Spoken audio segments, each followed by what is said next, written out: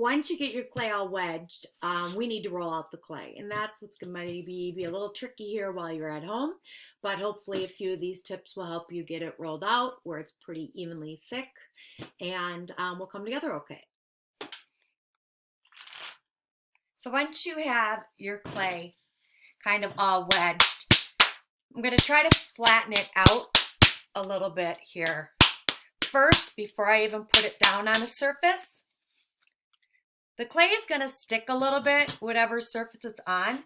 So you might want a towel or some other kind of cloth to roll in between it. Okay. So it's still pretty thick. Now the other thing is, what are you going to use for a rolling pin?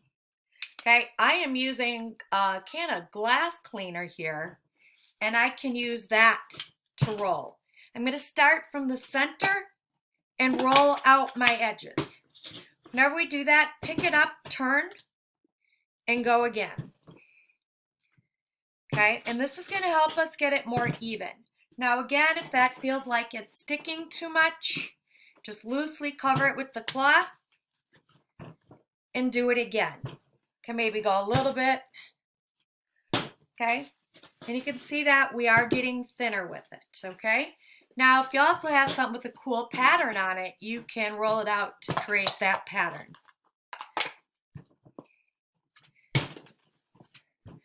So you just got to try to find something that's going to be round for you to do it. If it's okay for you to use a rolling pin, please check with the person around the house that's in charge of it to make sure you can use it. That would be the same way. Center out, pick it up and turn it over. Now to get it more even thickness, a couple different things you can do.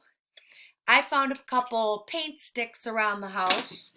So what I can do is get them set in between once it's getting thin enough, and I know I won't go any lower than that. So it's going to give me about that thickness. Okay, but as always, pick up, turn it over. Okay, I've also done it where I put it on an old piece of material here and did the same thing. Smooth it out and roll. And that way it's not sticking down to the table, okay, or this. Okay, another thing I was trying is an extension cord. Because even this extension cord, it's actually a little thicker than the paint sticks. So this will create a little bit thicker of one. Okay, so that's something you can use to help with it. So just find different things around, all right? So then once you feel you've got a good thickness, and that's going to be about 1/4 inch thick, maybe a little thinner. You don't want it too thick or it just looks clunky, okay? So with